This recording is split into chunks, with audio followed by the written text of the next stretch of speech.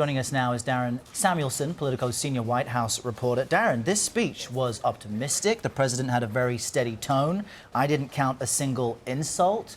What was your overall impression of the speech, and should this be the new Donald Trump?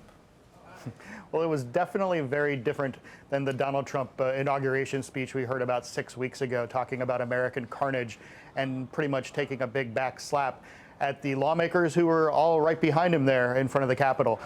Very different speech, standing there and looking at those lawmakers and the people who are going to try and implement his policies and his political agenda for the next 2 to 4 years. Is it the Trump that we're going to see going forward? I don't know, and I think a lot of people are asking the same question: which Trump are we going to get from day to day? With a teleprompter in front of him and with a nationally televised and worldwide audience, he certainly stuck to the script.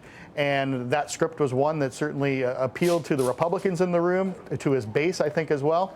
A little bit less so to the Democrats who, rolling their eyes and expect the next Trump that they're going to see is going to be a Trump that's going to be, going after Nancy Pelosi and Harry Reid and hitting the press again.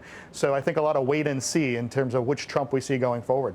Darren, CBS did some polling and found 71% of viewers thought the speech was unifying. 39% said it was divisive. And one of the major descriptors people used was presidential.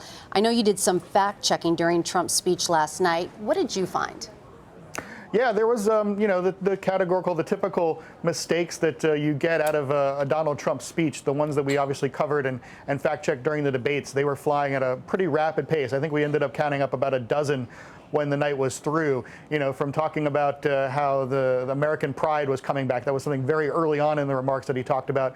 Doesn't square with what the Gallup polls were showing last July 4th when they last asked people how patriotic they were feeling. It was pretty low. We'll see again when Gallup does that poll in July.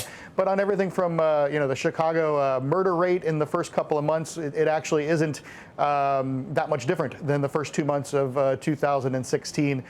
His promises on infrastructure and Obamacare also kind of rosy in terms of what actually will happen versus what he was talking about there last night. So that's very typical in a State of the Union, is a president does lean in and suggest that he's going to pass big bills.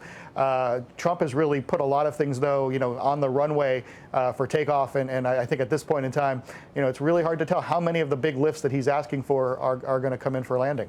Speaking of, just to continue that analogy, the runway, one of the flights is delayed. We were expecting today to hear a new travel ban from the White House, potentially a list of countries that excluded Iraq, taking Syrian refugees off of this indefinite ban list. However, today there's the announcement that this new ban, this new restriction, the announcement of it anyway, will be delayed.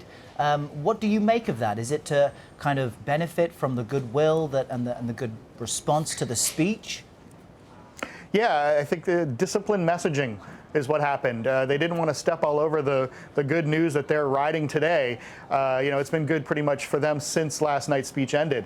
The responses, as you pointed out in your polls, the response from lawmakers on Capitol Hill, putting out another controversial travel ban 24 hours, 12 hours later, definitely steps all over the message that they were trying to get out. And I think that, they pulled back on it. Obviously, a lot of questions because, they were talking just a couple of weeks ago about how important this was for national security. They had to move it really quickly. Now they're pushing it off, and they're pushing it off again. We'll see when it ultimately does come out and, how important, this is to them. It clearly is something very important to their base, and the administration would say that it's a very important thing on the national security front. But I think they just didn't want to, step all over their message today. And we'll see how things proceed from here. Will the actions match the measured rhetoric and tone during that speech? Darren Samuelsohn joining us from Washington. Thanks. Thank you.